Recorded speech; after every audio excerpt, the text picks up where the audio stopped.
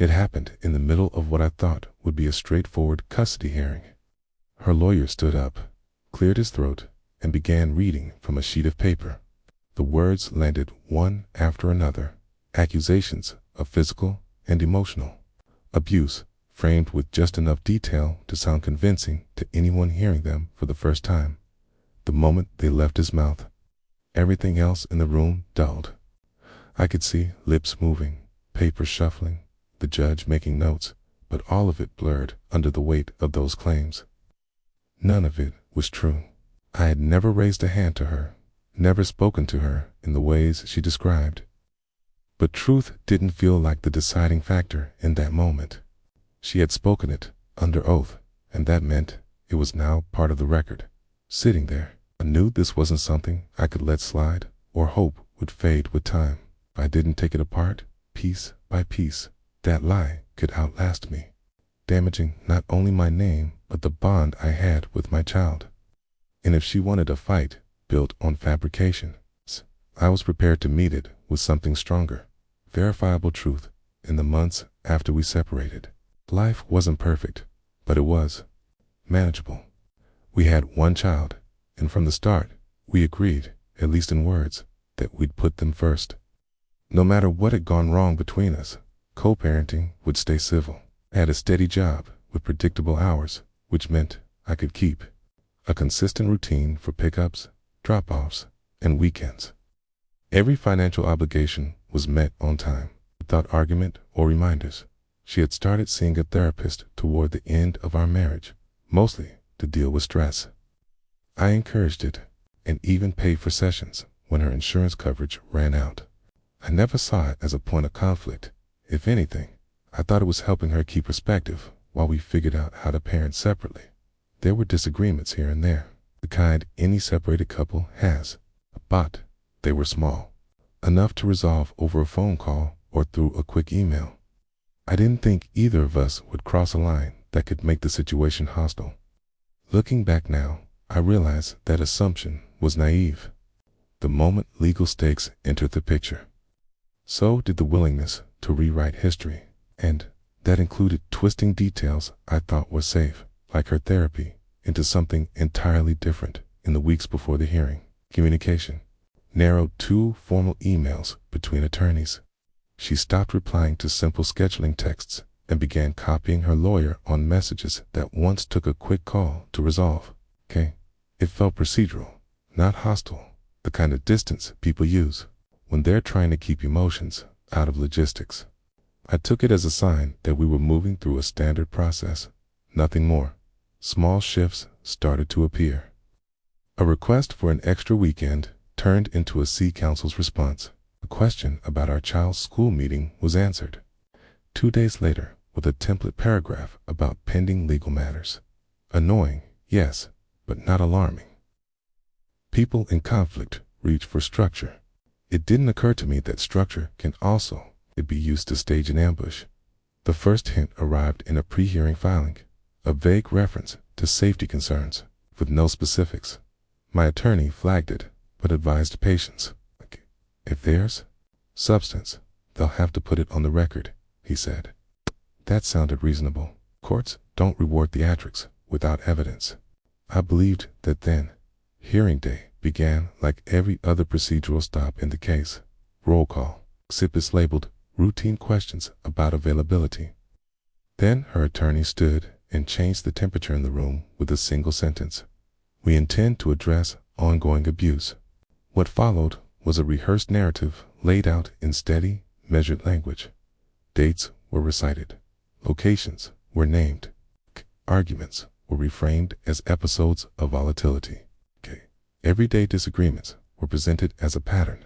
Then came the anchor meant to make it all sound immovable, as confirmed by her therapist. Those 5 words were designed to bypass doubt. Therapy carries weight. People trust that professionals don't lend their names casually, even before the details were finished. The accusation had a spine. Sitting there, the instinct to interrupt rose fast and then stalled. Any outburst would feed the story being built about temperament. My attorney placed a hand near his notes. a quiet signal to hold the line. Strategy demanded composure, not rebuttal by impulse. The timeline she presented didn't match reality. Days she claimed I was present were days I was verifiably at work. Alleged threatening messages were routine co-parenting texts clipped of context. Private moments were repackaged as scenes. None of it aligned with the months we'd spent exchanging pickup times in school forms without a single report of danger. But I also understood something crucial in that moment.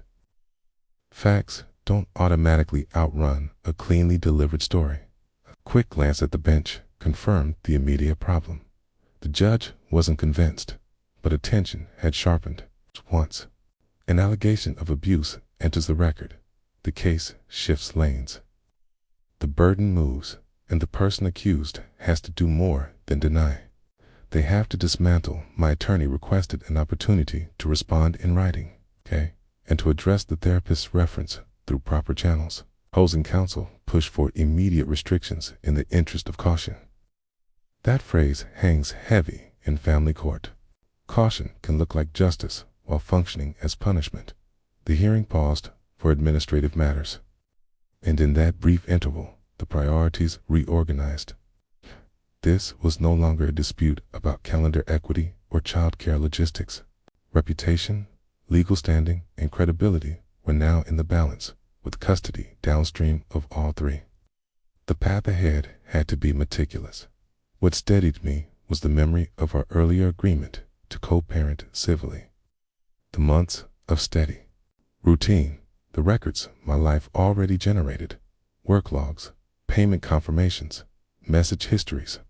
If her story leaned on a therapist's supposed confirmation, that was the thread to pull. But it had to be pulled through channels the court would respect. When we left the room that day, the tone of the case had changed, not because the lie was strong, but because it had been spoken in the one place where every word carries consequence.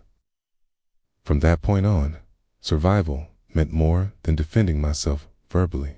It meant proving, line by line, that the foundation of her claim couldn't hold. The urge to speak up was immediate, almost physical. Every instinct wanted to shut the story down before it gained traction, to point out the inconsistencies and call it what it was. But in family court, the optics matter as much as the evidence. If the accusation was that I was volatile, giving even the faintest impression of losing control would only lend her story weight. I stayed still, focusing on breathing evenly while she continued. My attorney leaned in just enough for me to hear. We'll answer this properly. It was a short sentence, but it anchored me. There was no benefit in reacting on her timeline. The record would matter more than a moment. Listening closely, I picked out the hinge of her narrative, the claim that her therapist had confirmed the abuse. That detail wasn't casual, was calculated to sound unimpeachable. People believe therapists don't fabricate. If that part unraveled, the rest would follow. So I made a decision. No objections, No visible frustration, no verbal sparring in that room. Instead, I traced that statement back to its source. Not in front of the judge, not where she could adapt her story, methodically, in a way that left no space for her to rewrite it again. The time for speaking would come, but only when the facts were lined up so tightly that nothing she said could move them. The morning after the hearing, my focus shifted from reacting to building. Her entire narrative leaned on what she claimed her therapist had confirmed. Then that was the single point that needed to be tested. My attorney and I began by drafting a formal request for disclosure, specifically asking for all therapist records, session notes, and any written statements that might have been provided to her or her counsel. The request was clear, direct, and entirely within our legal rights. Her side responded slowly.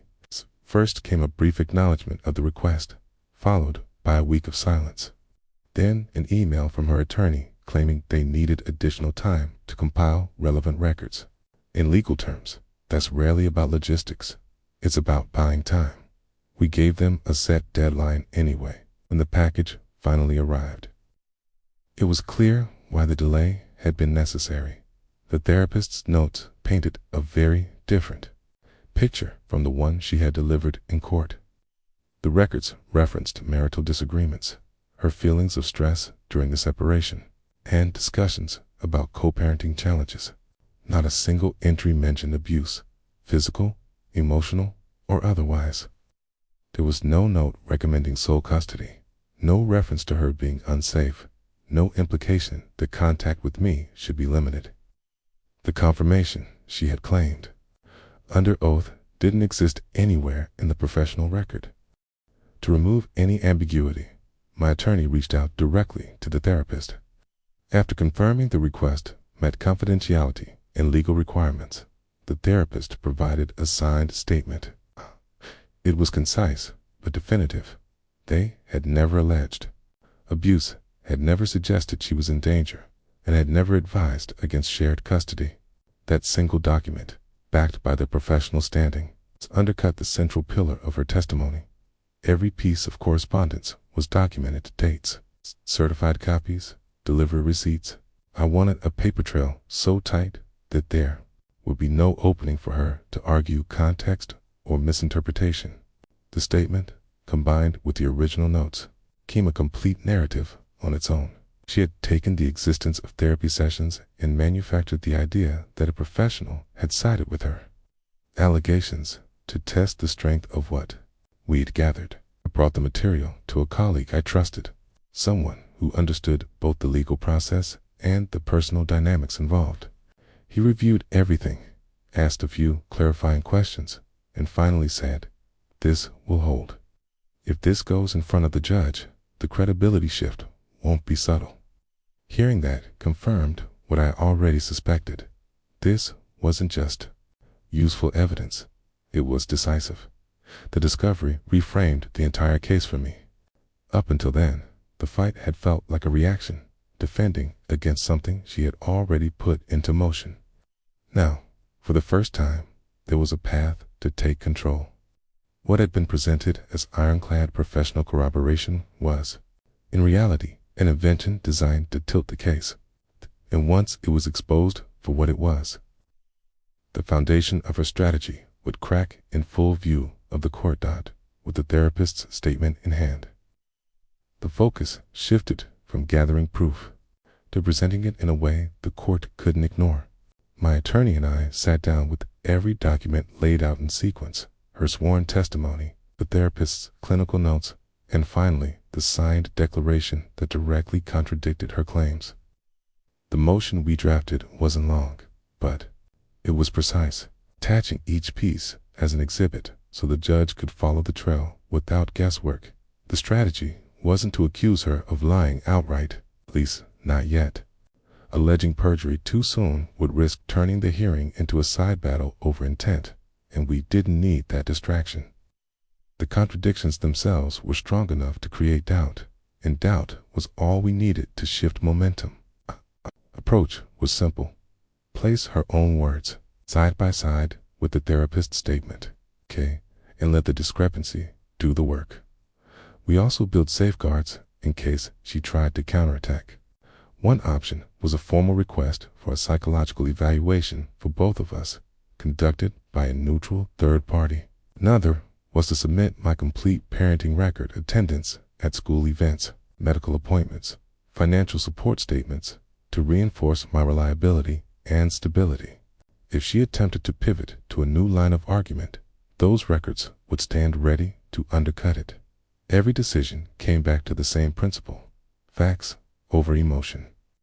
It would have been easy to walk into the hearing, ready to confront her, to demand she answer for twisting the truth, but that might have given her an opportunity to recast herself as a victim again. By keeping the presentation clean, chronological, and unemotional, the spotlight would stay on the evidence, not the drama. When we finished drafting the motion, I read through it one last time. There was no exaggeration, no editorializing, just a clear line from accusation to verification to contradiction.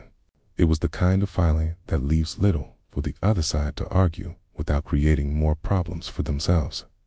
For the first time since the hearing began, I wasn't just defending against her story. I was setting the stage for it to collapse on its own weight. The hearing began without the tense murmurs that had marked previous sessions. There was an unusual stillness in the room, as if everyone sensed that something significant was about to be placed on the record. Caney waited for the preliminary matters to pass, then stood and announced that we were introducing new evidence. He handed the judge a bound packet, pausing just long enough for the first few pages to be flipped before speaking again. He read the opening lines of the therapist's signed statement, each word deliberate. It was short, factual, and without embellishment. The therapist had never alleged abuse, never advised that she was unsafe, and had never recommended sole custody. No speculation, no wiggle room. You could feel the air shift as those sentences settled into the room. The judge's posture changed, leaning forward with a focus that hadn't been there during earlier arguments. Across the aisle, her attorney straightened in his chair, jaw tightening. She kept her eyes fixed on the table in front of her without raising his voice. My attorney then directed the court to her earlier testimony, the part where she had sworn that her therapist had confirmed her claims of abuse. He read her words exactly as they appeared in the transcript, then placed them alongside the therapist's signed statement. The contrast was clean, almost surgical. There was no need for interpretation. Contradiction spoke for itself. The judge looked up from the documents and asked her attorney if they wished to respond. After a pause that felt longer than it probably was, he replied, "We believe there is context that may explain the discrepancy." It was a thin defense, and everyone in the room knew it. The more they leaned on context, the more obvious the absence of actual evidence became. My attorney didn't press beyond that. The goal wasn't to humiliate her. It was to ensure the truth was clear, and letting the record stand without unnecessary commentary. We gave the judge space to absorb the full weight of the contradiction. It wasn't my credibility being dissected anymore. It was hers as the proceedings moved on. The dynamic had undeniably shifted. Questions from the bench that once targeted my actions now probed the reliability of her statements. Her side was on the defensive, scrambling to control damage rather than push their narrative forward. The falsehood that had once cast a shadow over me now hung entirely in her corner, visible to everyone in the room by the time we adjourned. There was no outward celebration on my part, no glance meant to score a personal point. The cage and atmosphere was enough. The case wasn't over, but for the first time, the balance had tilted. The story she had built with such certainty was no longer the foundation of the case. It was the part that needed explaining. 3 months after that pivotal hearing, the case finally settled into something I could live with. A custody agreement was joint, clearly defined, and legally airtight. There was no room for interpretation or sudden shifts. My parenting time was protected in writing, forcible without ambiguity. The therapist's statement remained in the court record, attached to the official findings, assuring that any attempt to revive the abuse claim would run headlong into documented contradiction. That single piece of evidence had become more than a defense. It was a safeguard for the future. By then, I'd stopped expecting anything resembling trust between us. That bridge was gone, replaced by a practical, transactional kind of communication, focused solely on our child's needs. Strangely, that clarity was freeing. I no longer wasted energy wondering if cooperation would return.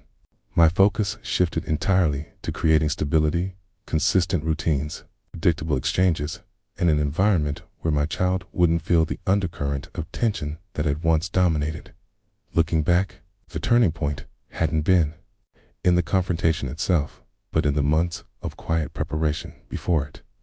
Resisting the urge to react in the moment had felt unnatural at first, almost like conceding ground. Yet that restraint was what gave me the time to collect evidence, align my strategy, and let the truth emerge on my terms. In court, it wasn't volume or outrage that carried weight. It was the paper trail, the corroboration, the unshakable details that left no space for doubt. The entire ordeal left me with the truth. I won't forget, credibility isn't built in a single dramatic moment.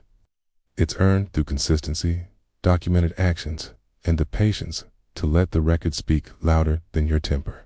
For anyone navigating false accusations or custody battles, that's where the real strength lies. If you faced something similar, I'd be interested to hear how you kept your footing. Sometimes the best insights come from those who've already walked the same path.